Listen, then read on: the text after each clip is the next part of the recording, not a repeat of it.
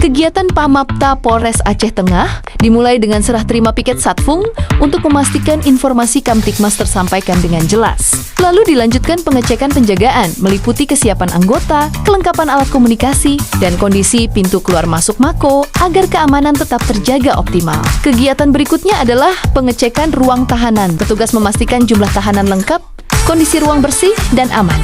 Kemudian piket menerima laporan dan pengaduan masyarakat, termasuk layanan darurat 110, dan petugas mendapat informasi adanya kecelakaan lalu lintas dari masyarakat melalui call center.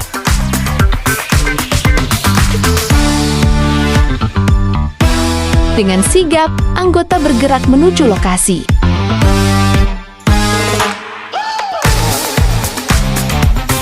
Setiba di lokasi, petugas Pamapta melakukan penanganan pertama di tempat kejadian perkara kecelakaan, mengamankan area, membantu korban, dan berkoordinasi dengan satuan terkait untuk proses lebih lanjut. Tindakan cepat dan responsif ini menjadi bukti hadirnya Polri di tengah masyarakat dalam situasi apapun.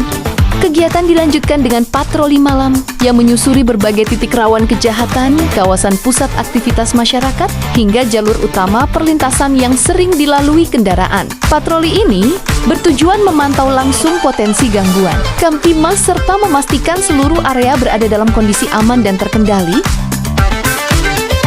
Pelaksanaan patroli dilakukan secara humanis dengan memberikan imbauan kepada warga, melakukan pemantauan situasi, serta menunjukkan kehadiran polisi di lapangan sebagai bentuk pelayanan dan perlindungan. Dengan kehadiran Polres Aceh Tengah, masyarakat diharapkan dapat merasa lebih aman, nyaman, dan terlindungi sepanjang malam.